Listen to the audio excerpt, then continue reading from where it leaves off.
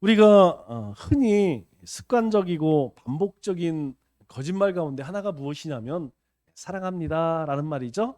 네, 사실 이 사랑합니다라는 말은 50대 50이에요. 50은 정말 사랑하고 50은 좀 습관적으로 하는 그런 의미가 있죠. 그런데 사람에게만 그렇게 하느냐? 사실 그렇지 않아요. 우리가 주님에게도 우리 하나님이나 예수님의 이름을 부르면서 주님 사랑합니다. 예수님 사랑합니다. 하나님 사랑합니다. 많이 고백하죠. 기도할 때에 참 많이 고백합니다. 그런데 가만히 생각을 해보면 내가 정말 주님을 사랑하는가? 요거는 조금 한번 고민해 볼 문제예요. 내가 정말 주님을 사랑하는가? 어떻게 할 수 있느냐? 내가 정말 사랑하는 사람이 있습니다. 그게 누구냐면 사실 내 가족들이에요. 내 아내, 남편처럼 사랑하는가? 내 자식처럼 정말 사랑하는가? 뭐 그거는 설명이 없습니다. 설명이 필요 없어요. 자식을 사랑하고 아내, 남편을 사랑하는데 그냥 사랑하는 거죠. 그렇게 사랑하듯이 내 마음속에 주님을 사랑하는 마음이 그렇게 막 솟구쳐 오르고 있는가? 만일 그런 마음이 없다면 사실 우리는 습관적이고 반복적으로 그냥 주님 사랑합니다 하는 것이지, 진짜 우리 마음 가운데 막 사랑해갖고 제가 주님이 아니 못 살겠습니다 이래서 사랑합니다 고백하는 것은 아닐 수 있다는 것이죠. 정말 사랑한다는 거 어떤 것일까요? 여러분, 우리가 사랑하면 떠오르는 것이 부모님 사랑이죠. 엄마 사랑, 아빠 사랑. 그런데 아빠 사랑은 잘 기억이 안 나요. 저도 아버지가 나를 얼마나 사랑하셨나 이거 생각해 보면 뭐 별로 없는 것 같아요. 맨날 착대기로 맞은 생각밖에 없지. 뭐 나를 위해서 아버지가 막 희생하고 이런 거 별로 생각이 안 납니다. 그런데 엄마는 틀려요. 엄마는 생각만 해도 이제 가슴이 먹먹해지고 왠지 그냥 엄마 생각만 하면 눈물이 나죠. 뭐 저만 그런 것이 아니고 모든 사람들이 그럴 것입니다. 왜냐하면 엄마의 사랑을, 어머니의 사랑을 받지 않은 사람은 한 사람도 없어요. 우리 어렸을 때에 그죠? 막 밥 먹기 싫어서, 물론 옛날에는 뭐 먹을 것이 없어서 힘들었겠지만 그래도 투정을 많이 합니다. 그러면 우리 어머니들은 어떻게 해요? 그냥 밥그릇을 들고 다니면서 밥 먹어 밥 먹어 밥 먹어. 그죠? 예. 우리 엄마들만 그런 게 아니고 이제 할머니들도 그렇죠. 할머니들도 그냥 우리 손녀 또 우리 자식들이 밥을 안 먹으면 그냥 숟가락 밥그릇 들고 다니면서 막 먹이며 쫓아다니죠. 그런데 그 모습을 본 아빠는 어떻게 할까요? 그냥 밥그릇을 집어 던지죠. 예, 그리고 소리를 지릅니다. 먹기 싫으면 말아. 예. 그런데 엄마의 마음은 그게 아니에요. 엄마의 마음은 얘가 밥을 먹어야 되는데 그래야지 키가 크고 또 학교 갈 수 있는데, 그래서 그냥 막 달래서 먹이죠. 예, 물론 이제 숟가락 들고 다니면서 먹이다가 그래도 안 먹으면 물론 소리도 한번 지르죠. 먹어. 예, 그렇게 하죠. 그래도 안 먹는다. 그러면 밥그릇 뺏는 엄마 한 명도 없어요. 그 다음에는 이제 회유 작전으로 들어가죠. 이제 물질, 돈을 좀 안다고 하면 너 밥 다 먹으면 500원 줄게. 너 다 먹으면 뭐 사줄게. 예, 이렇게 꾸시죠. 너 밥 다 먹으면 뭐 해줄게. 예. 그러면 저 아이들이 보통은 요 3단계 안에서 다 넘어갑니다. 예, 그래도 밥을 먹어요. 그런데 대부분의 아빠들은 1단계에서 벌써 숟가락 날아가고 밥그릇 날아가죠. 그렇기 때문에 이 엄마만 생각하면 마음이 찡해지는 거예요. 엄마만 생각하면 늘 고맙고 감사하고, 그리고 엄마 사랑합니다, 아빠 사랑합니다는 엄마만 사랑합니다 그러면 아빠가 삐지니까 또 이제 아빠들이 잘 삐져요. 남자들이 단순해서 더 잘 삐져. 한 것도 없이. 그런데 아빠 사랑합니다 이것은 그냥 이제 안 하면 삐지니까 하지만, 엄마 사랑합니다 이 말에는 우리의 진심이 담겨져 있어요. 우리의 마음이 담겨져 있다는 것이죠. 무엇을 이야기하느냐? 우리가 부모님으로부터 또 어머니로부터 아무 대가 없이 내가 사랑을 받았기 때문에 내가 엄마를 사랑해야겠다, 아빠를 사랑해야겠다 이런 의지가 없이, 이런 결심이 없이도 그냥 사랑이 되는 거예요. 그러면 왜 우리가 주님을 사랑합니다 이것이 우리의 저 마음 깊은 곳에서 나오지 않을까요? 그것은 주님으로부터 받은 사랑이 무엇인 잘 모르기 때문이라는 것이죠. 우리가 주님을 사랑하기 위해서는 먼저 주님이 나를 어떻게 사랑하셨는가, 이것을 먼저 생각해 봐야 한다는 거예요. 우리가 어머니로부터 그 사랑을 받았기 때문에 저절로 어머니를 사랑해지는 것처럼 하나님의 은혜를 우리가 기억한다면 하나님을 내가 뭐 사랑해야겠다 이게 아니고 저절로 사랑되어지는 것이죠. 그 중에 하나가 무엇이냐면 저는 감사라고 생각합니다. 이 감사는요, 고마운 마음이 없으면, 은혜를 깨지 못하면 여러분 감사한 생각이 안 들어요. 우리가 감사의 대상들이 있습니다. 이전에 부모님, 그리고 선생님, 그리고 나에게 어떤 도움을 준 사람들, 여러분 그 사람들 생각하면 어때요? 뭔가 마음 가운데에서 달라요. 그 사람들을 생각하면 뭔가 달라요. 왜 그러냐면 그분들에게는 감사한 마음이 있어요. 우리 엄마 아빠 생각하면, 여러분 물론 매 맞고 혼난 것도 많이 있지만 세월이 지나고 나면 뭐만 남아요? 고맙다는 생각, 감사한 생각밖에 나지 않잖아요. 마찬가지로 우리가 주님 사랑합니다, 이것이 정말 우리 저 깊은 그 심령 밑바닥에서 나오는 고백이 되기 위해서는 하나님이 나에게 주신 그 은혜들을 한번 이렇게 세워보고 돌이켜보는 것, 하나님 앞에 감사하는 것, 그것이 습관이 되어지면 하나님이 나에게 이렇게 많은 것을 베푸셨구나, 그러면 저절로 하나님을 사랑하게 되는 것이죠. 여러분, 우리가 숨쉬고 있는 이 생명, 호흡이 있죠. 하나님께서 주신 거 아니면 여러분 우리 살아갈 수 없어요. 우리 시간 있죠. 시간 하나님이 주신 거예요. 여러분 이 공간 하나님이 주신 것입니다. 우리가 말하고 하는 모든 것들, 이 은사, 달란트 하나님으로부터 온 것이라는 것이죠. 여러분 물질은 이야기할 필요도 없고 우리의 가정, 삶의 터전 모든 것, 그렇기 때문에 우리가 하나님께 영광을 돌리되 어떻게 영광 돌리라고 이야기합니까? 너희가 무엇을 하든지, 먹고 마시고 무엇을 하든지 하나님의 은혜를 기억하면, 감사할 수 있다면 우리는 더 지금보다 하나님을 사랑할 수 있다는 이야기죠. 예수님은 유월절을 지키시려고 예루살렘에 모인 군중 앞에서 아주 비장한 말씀을 하십니다. 오늘 26절 말씀을 보면 사람이 나를 섬기려면 나를 따르라 이렇게 이야기해요.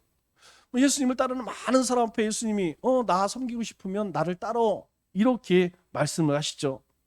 여러분, 이는 너희가 나를 섬기려고 하면 나를 따라야 한다 전제로 말씀하고 있어요. 이 말씀은 우리를 긴장하게 하는, 또 우리를 주눅들게 하는 그런 말씀이기도 합니다. 왜냐하면 이 말씀은 예수님께서 죽음을 앞두시고 하신 말씀이기도 하지만 결코 단순하다고 볼 수 없는 그런 내용을 담고 있기 때문이에요.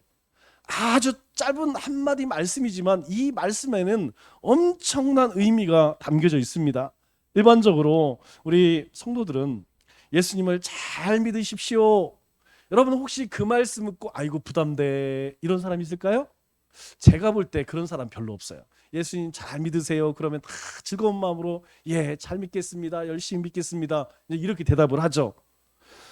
예수님을 하나님 나라의 왕으로 믿고 고백하는 것, 여러분 우리에게 있어서, 예수님을 영접한 우리들에게 있어서는 그게 그렇게 힘든 일이 아닙니다. 그런데 우리가 예수님을 잘 섬기기를 원하십니까? 또는 주님을 따라갈 각오가 되어 있습니까? 이렇게 물으면 굉장히 부담스러워하고 심지어는 이제 괴로워하는 사람도 있죠.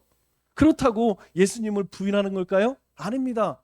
예수님을 나의 구주로 하나님으로 다 인정하고 영접하고 그것 당연하다고 여기죠. 나름대로 크고 작은 일들로 봉사를 하고 애쓰고 수고합니다. 그런데 그럼에도 불구하고 정말 주님이 가신 그 십자가의 길을 따를 그 각오가 다 돼 있습니까? 이렇게 물으면 여러분 선뜻 대답하기가 쉽지 않다는 것이죠. 그럼에도 불구하고 우리가 예수님을 따라야 한다, 이 말씀에 우리의 마음이 활짝 열려지지 않는 이유는 무엇일까요? 우리가 예수님께 나와서 예수님을 통해 평안을 얻고 쉼을 얻기를 바라면서 예수님이 메셨던 그 멍에를 함께 매는 것에 대해서는 별로 달가워하지 않는다는 것이죠. 그래서 예수님의 십자가를 지고 예수님을 따라가는 일에는 여러분 가능하면 어떻습니까? 내가 아니고 제가 있으면 좋겠습니다. 이제 그런 생각이 들죠. 저는 꽃길만 가고 그리고 좀 험한 길은 저기 목사님이나 장로님이나 중직자 갔으면 좋겠습니다. 이제 이런 생각이 사실 들기는 해요. 여러분 근데 반대로 축복에 대해서는 어떻게 할까요?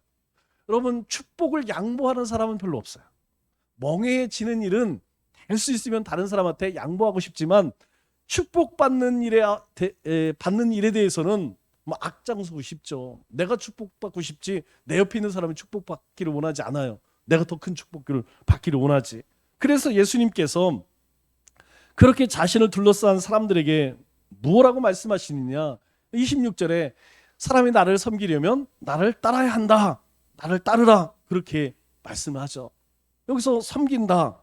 여러분 이 섬긴다라는 말의 뜻은 무엇이냐면 집사가 된다. 집사가 뭡니까? 시중들은 종을 의미하는 것이죠.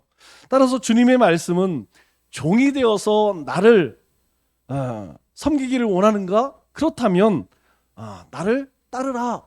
이 말의 의미예요. 네가 나를 따르려면 나를 섬기는 종이 되어야 한다. 이 말의 의미이죠. 그런데 이 말을 조금 바꾸면 아주 전혀 다른 내용이 돼요. 어떤 내용이냐면 내가 종이 되어서 나를 섬기기 원하지 않는다면 나를 따르지 마. 이 말도 된다는 것이죠. 그러니까 주님을 따르기 위해서는 우리가 반드시 주님의 종이 되어야 된다는 거예요. 종이 되어져야지 주님을 따를 수 있는 것이지 내가 종이 되어지지 않으면 주님을 따를 수 없다는 말도 된다는 것이죠. 그래서 이 말에는 적어도 두 가지 의미가 포함되어 있습니다. 첫째는 이 말씀은 예수님 자신처럼 종이 되어야 한다 이런 말이죠. 우리가 잘 알다시피 예수님은 무슨 왕족이나 귀족처럼 고귀한 신분으로 오지 않으셨어요. 사실 예수님은요 하나님의 아들이십니다. 하나님이세요. 삼위일체 하나님이십니다. 육신을 가지고 우리 가운데 오신 상상 이 세상의 그 어떤 신분보다도 고귀하신 그런 분이시지만 여러분 우리가 알다시피 어떻게 오셨습니까? 마구간으로 오셨어요. 예수님께서 어디 주무실 데가 없어서 영접할 사람이 없어서 그냥 마구간에서 그렇게 나셨다는 것이죠. 여러분 예수님께서 모세처럼 왕궁에서 그렇게 교육받고 자라셨나요? 아닙니다. 나사렛이라고 하는 동네 여러분들이 나중에 가보시면 알겠지만 아무 잘 살 수 있는 동네가 아니에요. 달동네입니다. 저 가버나움에서도 어촌 마을에서도 지질이 못 사는 사람들 그런 사람들이 모여 사는 곳이 나사렛 별 볼 일 없는 도시예요. 오죽했으면 이스라엘 사람들이 뭐라고 이야기해요? 뭐라고 이야기합니까? 나사렛에서 무슨 선한 것이 나겠느냐? 그 동네에서 그런 위대한 인물이 나겠느냐? 그건 있을 수 없다. 그런 말이죠. 그런데 죄와 사망의 권세 아래 있는 우리를 구원하시기 위해서 예수님께서 그런 귀족이나 왕족으로 오신 것이 아니라 어떻게 오셨다고요? 종의 모습으로 오셨다는 것입니다. 섬기는 신분으로 오셨다는 것이죠. 두 번째로는 예수님은 이 세상에 계실 동안에 하나님께 죽도록 충성하는 종이 되셨다는 거예요. 종으로 오셨을 뿐만 아니라 그렇게 하나님께 온전히 종으로서 충성을 다하였다. 우리가 성경 어디를 보아도 사복음서 어디를 보아도 이와 같은 모습을 우리는 찾아볼 수 있죠. 예수님이 종으로서 하나님께 얼마나 철저히 순종했는지 우리 27절 말씀을 보면 이렇게 이야기합니다. 지금 내 마음이 괴로우니 무슨 말을 하리요. 지금 예수님께서 이제 조금 있으면 며칠 있으면 십자가를 지십니다. 무슨 말을 하리요? 아버지여 나를 구원하여 이 때를 면하게 하여 주옵소서. 이 말의 의미가 뭡니까? 지금 십자가를 칠 몇 시간을 앞두고 계신 이 예수님께서 얼마나 마음이 괴로우신지 여러분 솔직한 심정 아니겠습니까? 왜요? 예수님은 하나님이시지만 사람의 몸을 지금 입고 계세요. 그렇기 때문에 그것이 얼마나 고통스러운 것인지 알고 계시기. 그래서 나를 구원해 이 때를 면하게 하여 주옵소서. 십자가 안 질 수만 있다면 면하게 하여 주옵소서. 여러분 십자가 아래서도 예수님 하시잖아요. 내 뜻대로 마옵시고 아버지의 뜻대로 하옵소서. 이 잔을 피할 수만 있다면 이 잔을 물리쳐 주옵소서. 그런데 예수님은 하나님의 뜻을 전적으로 따르겠다고 그렇게 고백을 하죠. 하반절에 보니까 그러나 내가 이를 위하여 이때에 왔나이다.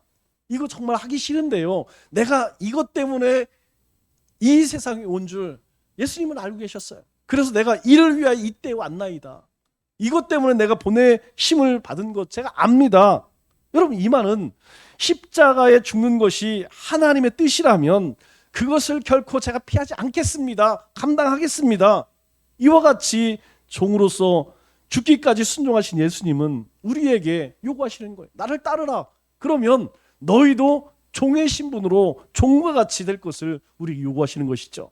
우리 누가복음 17장 7절로 10절 말씀을 보면 예수님께서 종의 일상을 비유로 들면서 왜 종의 삶을 살아야 하는지 우리에게 가르쳐 주세요. 이렇게 이야기합니다. 너희 중 누구에게 밭을 갈거나 양을 치거나 하는 종이 있어. 종이 있어요. 밭에서 돌아오면 그대로 곧 와서 앉아 먹으라. 말할 자가 있겠느냐? 없다는 것이죠. 도리어 그대로 내 먹을 것을 준비하고 띠를 띠고 내가 먹고 마시는 동안에 수종 들고 너는 그 후에 먹으라 하지 않겠느냐? 명한 대로 하였다고 종에게 감사하겠느냐? 이와 같이 너희도 명령 받은 것을 다 행한 후에 이르기를 우리는 무익한 종이라 우리가 하여야 할 일을 한 것뿐이라 할지니라. 여러분 이 말의 의미가 뭐예요? 자신의 종이 밭에 나가서 일하고 돌아왔는데 주인이 아이고 수고했습니다 일하냐고 엄청 애쓰셨죠? 여기 밥을 맛있게 지어놓으니까 식사하세요. 이럴 주인 없다는 거예요. 일하고 왔다 할지라도 종은 주인이 식사를 했는지 안 했는지 살펴보고 주인이 식사 안 했으면 부엌에 가서 음식 만들어서 주인님 식사하세요. 그리고 나서 종은 밥을 먹는다는 것이죠. 어떤 사람도 주인이 밭에서 일한 종에게 아이고 식사 준비할 주인은 없다는 것입니다. 종이 수고했다고 해서 주인이 그에게 수고했다고 말하지 않는다는 것이죠. 왜? 모습은 종은 원래 그렇게 사는 것 그게 너무나 당연한 것이기 때문이에요. 종은 그렇게 사는 겁니다. 이것이 종의 처지에서도 종의 입장에서도 마찬가지라는 거예요. 그래서 10절에 뭐라고 이야기합니까? 이와 같이 너희도 명령 받은 것을 다 행한 후에 이르기를 우리는 무익한 종이라 우리가 해야 할 일을 한 것뿐이다. 당연하다는 거예요. 여러분 이 말의 의미가 뭔지 아십니까? 우리가 하나님의 자녀로 부름을 받았어요. 선택되고 우리에게 하나님의 은혜를 베풀어 주셔서 하나님 백성 되었습니다. 우리가 하나님을 위해서 예배하고 찬송하고 기도하고 헌신하고 복음을 열심히 전하는 것 여러분 할 일을 한 것뿐이라는 거예요. 그것이 자랑될 일이 아니라는 것입니다.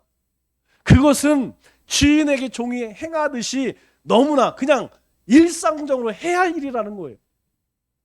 여러분 만일 종이 하지 않으면 여러분 시간 됐는데 종이 나가서 일을 안 해. 아니 아침에 일어났으면 종이 마당을 쓸어야지. 주인이 밥을 먹을 수 있도록 밥을 지어야 되죠. 그런데 하기 싫다고 하지 않는다면 여러분 얘기할 필요도 없겠죠. 지금이야 뭐 하세요 뭐 하겠지만 예전에 같으면 존말 안 나갑니다. 하나님이 우리에게 주신 일들 그거 감당하는 게 뭐 특별한 일이 아니라는 거예요.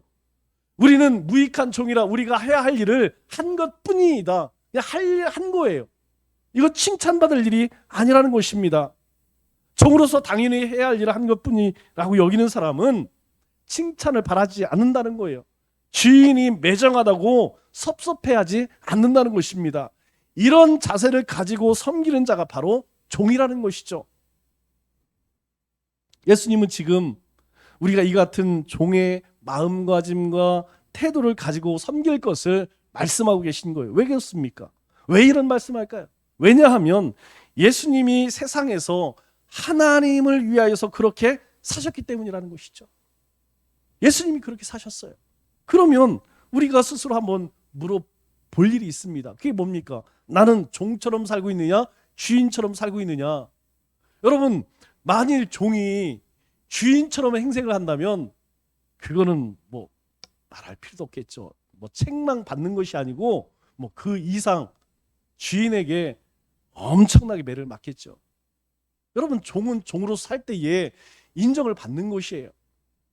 그러면 나는 종처럼 살고 있는가, 아니면 주인처럼 행색하고 있는가, 우리가 한번 돌아봐야 할 것이 그거라는 것이죠. 그러면 예수님은 세상에서 무슨 일을 하기 위해서 종처럼 충성하셨을까요? 도대체 왜 그렇게 충성을 하셨을까요? 우리 요한복음 6장 38절 39절 말씀을 보면 이렇게 말씀합니다. 내가 하늘에서 내려온 것은, 주님이 오신 이유죠, 내 뜻을 행하려 함이 아니요 나를 보내신 이의 뜻을 행하려 함이니라. 내 마음대로 하기 위해서 온 것이 아니고 하나님의 일을 하기 위해 오셨대요. 나를 보내신 이의 뜻은 내게 주신 자 중에 내가 하나도 잃어버리지 아니하고 마지막 날에 다시 살리는 이것이라. 여러분, 이 말의 의미는 예수님은 아버지의 뜻을 행하는 일, 그 일을 위해서 충성을 다하셨다는 말이죠.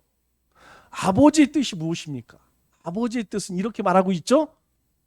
하나님이 만세전에 택하셔서 예수님에게 주신 모든 사람들 한 사람도 빠짐없이 구원하는 것, 그것이 하나님의 뜻, 그리고 그 일을 이루기 위해서 예수님이 이 땅에 오셨다라고 그렇게 말씀합니다. 여러분, 오늘 말씀, 우리 오늘 읽은 본문 말씀의 배경은 이렇습니다. 유월절을 지키기 위해서 이제 많은 사람들이 예루살렘에 올라오죠. 여러분, 이 유월절은 이스라엘 백성들에게는 아주 중요한 절기 아니겠습니까? 3대 절기 가운데에서도 으뜸되는 아주 중요한 절기입니다. 이스라엘 백성들이라면 누구나 다 지켜야 할 그러한 절기이죠. 그런데 이 절기를 지키기 위해서 예루살렘에 올라온 사람 가운데 누가 있느냐? 헬라 사람들 몇 사람이 있어요. 그런데 그 헬라 사람이 빌립을 통해서 예수님을 만나기를 원해요. 예수님에게 면회를 요청합니다. 제가요, 우리가 예수님을 좀 만났으면 좋겠어요. 그 이야기를 빌립이 안드레에게 이야기를 합니다. 그 안드레가 예수님에게 이제 그 얘기를 전해요. 헬라 사람 몇 사람이 왔는데 그 사람들이 예수님을 좀 만나기를 원합니다. 그 이야기를 들은 예수님은 흥분을 감추지 못하고 뭐라고 말씀하세요? 자, 20절로 23절 말씀 한번 볼까요? 자, 명절에 예루살렘에 올라온 몇 사람 중에 헬라인 몇 사람이 있는데 그들이 갈릴리 벳세대 사람 빌립에게 가서 청하 이르되 선생이여 우리가 예수를 뵙고자 하나이다 하니 빌립이 안드레에게 가서 말하고 안드레 빌립이 예수께 가서 여쭈니 예수께서 대답하여 이르시되 인자가 영광은 얻을 때가 왔도다. 헬라 사람들이 왔다는 이야기를 듣고 예수님께서 막 흥분을 감추지 못하고 하신 말씀이 뭐냐면 인자가, 내가 영광을 얻을 때가 왔도다, 이 이야기를 하는 거예요. 그리고 이어서 오늘 본문 말씀을 우리에게 전해주십니다. 헬라 사람 몇 사람이 예수님을 만나고 싶다고 하는 것, 여러분, 그것이 무슨 대단한 일이라고 주님께서 이렇게 기뻐하실까요? 내가 이제 영광을 얻을 때가 됐다. 나에게서 하나님의 영광이 나타날 때가 되었다. 내가 이제 하나님께 쓰임받을 때가 되었다. 이런 이야기를 하실까요? 그것은 이제 장차 이 땅 가운데 이루어질 일을 예수님이 보셨기 때문이라는 것이죠. 헬라 사람들의 면회 요청은 단순한 사건이 아닙니다. 왜냐하면 이 헬라 사람들은 유대인들을 제외한 모든 인류를 대표하고 있기 때문이라는 것이죠. 여러분, 이 당시에 세상을 지배하고 있는 것이 누구예요? 헬라 사람들 아닙니까? 여러분, 이 헬라 사람들은 모든 사람들을 대표한다는 거예요. 그들의 방문은 머지않아서 모든 족속에게 구원의 문이 활짝 열리게 될 것을 바로 예표하는 사건이라는 것이죠. 주님께서는 이 일이 바로 예수님을 통하여서 모든 사람들이 구원을 얻을 수 있는 그 길이 열려지는 그것이 성취될 날이 가까이 오신 것을 보시고 기뻐하신 것이라는 것입니다. 세상에서 영원히 저주받을 영혼을 구원하는 일보다 더 중요한 일이 있을까요? 여러분, 세상의 생명보다, 우리의 생명보다 더 중요한 게 있어요? 아무리 돈이 좋다고 해도 내 생명만 바꾸겠습니까? 아무리 큰 권세를 준다 할지라도 내 생명만 할까요? 아무리 큰 명예가 있다 할지라도 내 생명과 비교가 되겠냐고요. 여러분, 바로 영혼을 구하는 것, 사람 살리고 영혼 구하는 이 일보다 더 중요한 일은 이 세상에 없다는 것이죠. 세상에 그 어떤 일도 그 불신 영혼, 저 죽어가는 영혼을 예수님께 인도하는 것만큼 더 중요하지는 않다는 것입니다. 우리가 추구하는 교회가 뭡니까? 행복한 공동체 아니겠어요? 행복한 교회, 행복한 가정, 행복한 직장. 여러분 아주 중요합니다. 그러나 그 자체로는 아무 의미가 없다는 거예요. 그 뒤에 중요한 것은 무엇이냐면 아름다운 사람이라는 것이죠. 우리의 삶이 진정 예수님으로 행복합니다. 여러분 그 자체가 무슨 의미가 있겠습니까? 그렇게 행복한 우리의 인생이 나아가 세상에서 아름다운 사람들, 우리 가운데 그리스도의 향기가 드러나고 우리를 통하여서 복음이 전해지고 하나님의 나라가 확장되어지고 세워지는 그 역사가 있을 때에 우리 안에 하나님이 주신 행복이 빛을 발하는 것이고 가치 있는 거 아니겠습니까? 여러분 우리 가정이 행복해서 뭐 할 건데요? 그 행복한 가정을 통하여서 하나님이 영광이 드러나야 한다니까요. 행복한 직장을 왜 만들어야 합니까? 바로 그곳에 예수 그리스도의 복음이 전해져야 하기 때문에. 그래서 우리의 삶에 이런 성공 자체, 행복 자체 그 자체로는 큰 의미가 없다는 것이죠. 이 모든 것이 의미 있고 보람 있는 것이 되려면 하나님이 가장 중요하게 여기는 일들과 연관되어져야 한다는 거예요. 우리가 하는 모든 일들이 하나님의 영광과 연결되지 않으면 큰 의미가 없다는 것입니다. 여러분 그 일이 무엇입니까? 그 일이 무엇이에요? 하나님의 나라, 하나님 나라의 일, 하나님의 뜻이 하늘에서 이루어진 것처럼 땅에서 이루어지는 것. 하늘에서 이루어진 게 뭡니까? 우리를 구원하시려고 예수님을 보내셔서 누구든지 그 예수를 믿으면 구원을 얻으리라. 이 일과 이 일을 위해서 살아가지 않는다면 그 어떤 것도 여러분 의미 없다는 거예요. 그냥 고생하는 겁니다. 우리가 하나님의 그 나라의 일과 우리가 행하는 모든 일들이 아무 관계가 없다면 그냥 그것은 개고생이에요. 그냥 고생만 하는 거예요. 아무 의미 없습니다. 우리가 왜 가정을 소중히 여겨야 할까요? 우리가 가정을 소중히 여겨야 하는 일은 우리 이웃 사람들이 우리 가정을 통해서 하나님을 알 수 있기 때문이에요. 우리가 왜 삶의 터전에서 다른 사람들보다 더 성실하게 열심히 그렇게 수고해야 할까요? 여러분 그건 다른 게 아닙니다. 그 직장 가운데 일을 통하여서 물질이 주어지면 그 물질을 가지고 하나님 나라 일, 그 복음 사역을 위해서 기쁘게 쓸 수 있기 때문이에요. 그 직장이 바로 나에게 주신 복음의 선교지이기에, 전도지이기에, 그곳에 하나님 나를 보내신 목적이 있기에. 엊그저께 또 문자가 왔어요. 이종현 성사님에게. 벌써 세 번째. 제가 그만 보내세요 하려다가 그냥 본인이 마음에 감동이 돼서 하는 걸 또 하지 말라고 할 수도 없고. 도대체 무엇이 그렇게 감사한지 저는 모르겠죠. 그런데 여러분들이 헌금한 그 선교 헌금으로 아마 뭐 요긴하게 잘 쓰신 것 같아요. 내용은 저도 묻지 않았는데 또 감사하다고 그렇게 했더라고요. 문자를 보내오셨더라고요. 제가 민망스러워. 뭐 엄청나게 많이 했으면 모를까, 뭐 그냥 형편대로 한 것 뿐인데 그렇게 기뻐하시더라고요. 왜일까요? 그 얼마 되지 않는 것이지만 그 일이 하나님 나라의 일, 그 복음이 전해지는 일, 생명을 살리는 그 일에 쓰여졌기 때문에 딱 맞게 뭐 알지 못하겠지만 쓰여졌기 때문에 너무너무 고마운 거예요. 그거 메꿔지지 않는 그것을 하나님께서 우리를 감동시켜서 메꿔주시고 하나님 나라의 일을 그 일을 하셨기 때문에 본인은 감사할 수밖에 없는 거예요. 여러분 세상을 구원하는 일이 우리의 삶의 터전이나 가정 또 우리의 모임 등과 연결되어질 때 우리의 삶 전부가 하나님께 드려지는 산제사가 되는 거예요. 여러분 그러나 실상 어떻습니까? 안타깝게도 많은 그리스도인들이 이와 같은 진리를 알지 못하고 살아간다는 것이죠. 우리 골로새서 3장 24절 말씀을 보면 우리에게 이와 같은 말씀을 주십니다. 이는 기업의 상을 주께 받은 줄 아나니. 여러분 우리는 하나님께 상을 이미 받았죠? 그 기업의 상이 뭡니까? 하나님의 나라. 하나님의 나라의 상속자 되게 하셔서 하나님의 나라를 우리가 기업으로 얻었잖아요. 왜요? 너희는 주 그리스도를 섬기느니라. 우리는 주 그리스도를, 예수님을 섬기기 때문에 우리에게 기업의 상이 주어졌다고 말씀을 합니다. 여러분, 이 말씀은 우리의 삶에 아주 중요한 교훈입니다. 우리의 삶이 주님을 섬기는 것이 되어야 한다라는 말이기도 때문이 말이라는 것이죠.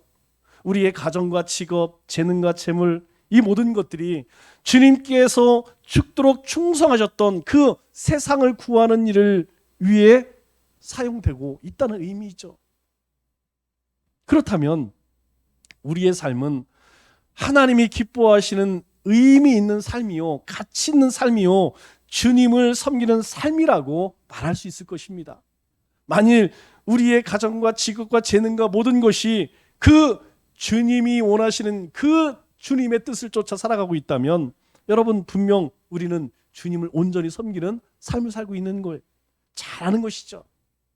그러면 우리의 삶은 어떤 삶을 살고 있을까요? 주님을 따르는 삶을 살고 있습니까? 아니면 내가 원하는 삶을 살고 있나요? 여러분, 다른 사람 몰라도 나는 알지 않겠습니까? 여러분, 내가 나를 생각할 때 나는 내가 주님의 몸된 교회에서, 가정에서, 삶의 터전에서 정말 주님을 따르는 그 삶을 살고 있는가? 아니면 내가 원하는 삶을 살고 있는가? 여러분, 어떻게 할 수 있을까요? 바로 세상을 구원하는 일과 관계 있는 삶을 살고 있는지 우리가 돌아보면 돼요. 나에게 주신 시간, 나에게 주신 달란트, 나에게 주신 물질, 나에게 주신 이 건강, 요것들 뭘 위해 쓰고 있느냐? 여러분, 따져보면 압니다. 모든 사람들에게 하루 24시간의 시간을 주고요, 모든 사람들에게 일주일의 시간을 주고요, 모든 사람들에게 한 달의 시간을 줍니다. 하나님께서는 우리 모두에게 동일한 것을 공평하게 주시죠. 중요한 것은 내가 그것들을 무엇을 위해 쓰고 있느냐, 과연 몇 퍼센트나 하나님 나라의 일, 하나님의 뜻을 위해 사용하고 있는가. 그래서 나를 따르라, 이 말씀은 예수님처럼 썩는 미랄이 되어야 한다는 뜻을 내포하고 있다는 것이죠. 예수님은 이 세상에 계실 때에 한 알에 썩는 미랄로 하나님을 섬기셨습니다. 달리 말해서 쉬운 말로 죽도록 충성하셨다. 우리 24절 25절 말씀을 보니까 이렇게 이야기하죠. 내가 진실로 진실로 이르노니 한 알의 밀이 땅에 떨어져 죽지 아니하면 한 알 그대로 있고 죽으면 많은 열매를 맺느니라. 자기 생명을 사랑하는 자는 잃어버릴 것이요, 이 세상에서 자기의 생명을 미워하는 자는 영생하도록 보전하리라. 이것이 예수님이 종으로서 충성하셨던 방법이라는 것이죠. 그래서 나를 따르라, 이 말씀은 우리도 예수님처럼 썩는 미랄이 되어야 한다, 이 말씀이라는 거예요. 이 말씀은 이런 의미를 가지고 있습니다. 나는 많은 열매를 맺기 위해서 한 알의 미랄이 되어 썩기를 원하노라. 그래서 내가 십자가에서 죽노라. 내가 죽어야만 세상이 구원을 얻게 될 것이다. 그래야 구름대와 같이 많은 사람이 하나님 나라에 들어가는 영광을 얻게 될 것이다. 만일 내가 십자가를 무서워서 회피한다면 이 세상에 한 사람도 구원을 얻지 못할 것이다. 여러분, 이 말씀이라는 것이죠. 주님은 이 말씀을 행동으로 옮기셨습니다. 그리고 우리에게 자신을 본받으라고 말씀을 하시죠. 내가 많은 열매를 맺기 위해서 십자가에서 죽었던 것처럼 너희도 많은 열매를 맺기 위해서 한 알에 썩는 미랄이 되어라. 너희도 그렇게 죽어야 한다는 것이죠. 나를 따르라는 이 말씀은 이러한 요구가 우리에게 담겨져 있는 것입니다. 그렇다면 이 한 알에 썩어지는 미랄이 된다는 것은 구체적으로 무엇을 의미합니까? 우리 25절 말씀을 보니까 이렇게 이야기하죠. 이 세상에서 자기의 생명을 미워하는 자는, 여러분, 자기 생명을 미워하라, 이런 말씀이 나와요. 여기서 생명은 우리가 잘 알다시피 퓨니케라는 말입니다. 하나님께서 우리에게 호흡을 후하고 불어넣으실 때에 그 생기 있죠? 같은 단어예요. 그런데 이 말에는 이 생명이라는 생기에는 무엇이 포함되어 있느냐?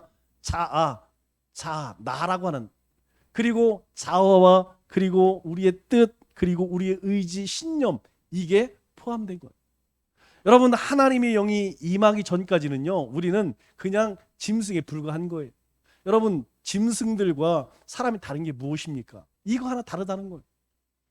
여러분, 원숭이하고 사람하고 유전자를 비교하면 2% 차이밖에 안 나요. 거의 비슷합니다. 그런데 가장 중요한 것은 무엇이냐? 바로 우리 안에는 하나님의 자아와 뜻과 신념과 의지가 담겨져 있다는 거예요.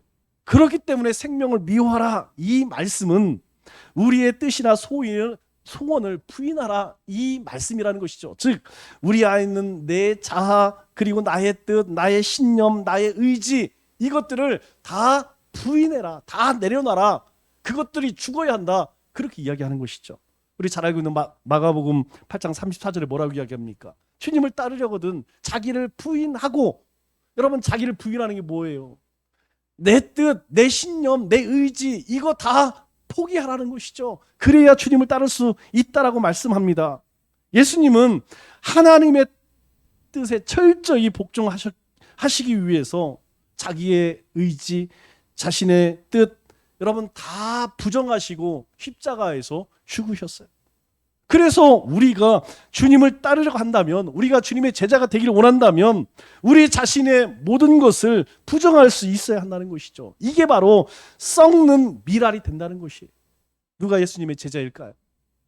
주님은 우리에게 자기를 따르는 길은 한 가지밖에 없다, 이렇게 말씀합니다. 제자가 되는 길은 여러분 한 가지밖에 없다는 거예요. 그것은 내가 죽는 것입니다. 아직도 내 생각이 살아있고 내 의지가 살아있고 내 것이 살아있다면 여러분 절대 하나님의 제자가 될 수 없다는 거예요. 나의 뜻, 나의 꿈, 나의 욕심, 나의 고집, 그 무엇이든지 하나님의 뜻에 반하는 것이 있다면 죽어져야 된다는 거예요. 십자가에서 죽어져야 한다는 것입니다. 주님이 기뻐하시면 자기 목숨까지도 내놓을 수 있어야 한다는 것이죠. 주님의 영광을 위해서 내 영광을 버리고 주님의 뜻을 위해서 내 뜻을 포기할 수 있어야 한다는 것입니다. 그렇게 살 때 주님께서 우리에게 약속하신 게 있어요. 오늘 26절 중반절에 보니까 이렇게 이야기합니다. 나 있는 곳에 나를 섬기는 자도 거기 있으리니. 누가요? 나를 섬기려면 나를 따르라. 너희가 종이 되어서 나를 따라. 그러면 나 있는 곳에 나를 섬기는 그 사람, 종이 되어서 내가 했던 것처럼 그렇게 나를 쫓는 자, 거기에 있으리라. 함께 있다는 거예요. 또 한 가지 뭡니까? 하반절에 보니까 사람이 나를 섬기면 내 아버지께서 그를 귀히 여기시리라. 함께 하실 뿐만 아니라, 주님이 계신 그곳에 함께 있게 하실 뿐만 아니라 바로 우리를 존귀하게 하시겠다는 거예요. 하나님이 우리 삶 가운데 동행하실 뿐만 아니라 우리의 삶을 이끌어 가셔서 우리 가운데에 하나님께서 영광을 받을 수 있도록 존귀케 하신다는 것입니다. 주님이 영광을 누리는 곳에 주님을 위해 썩는 미랄처럼 헌신하는 사람들도 그 영광에 동참하게 될 것이다, 이렇게 말씀하시는 것이죠. 말씀을 맺겠습니다. 우리는 예수님을 위해 죽도록 충성해야 하는 종입니다. 예수님께서 친히 썩는 미랄로 희생하신 것처럼 우리에게도 희생하라, 이렇게 말씀하십니다. 그래서 많은 열매를 맺으라고 말씀하세요. 우리가 주부든 학생이든 사회이든 직장인이든 남녀노소든 여러분 상관이 없습니다. 한 번밖에 없는 우리 인생입니다. 이 세상에 망할 나라를 위해 사겠습니까? 아니면 장차 다가올 영원한 나라를 위해서 열매 있는 일을 위해 살아가겠습니까? 여러분, 지금이라도 늦지 않았습니다. 지금부터라도 하나님께서 기뻐하시는 그 일을 시작해야 합니다. 우리의 젊음과 지식, 재물과 시간, 이 모든 것을 세상을 구원하는 일 위해 사용해야 한다는 것이죠. 그러면 우리의 삶이 하나님 앞에 복되고 수많은 영혼을 하나님 앞으로 인도하는 빛나는 인생이 될 것이라는 것이. 이 한 주간도 가장 영광스러운 일에 부름받은 예수님의 제자로서 착하고 충성된 종으로 주님을 따르는 우리 믿음의 권속들 다 되시기를 주님의 이름으로 축원합니다.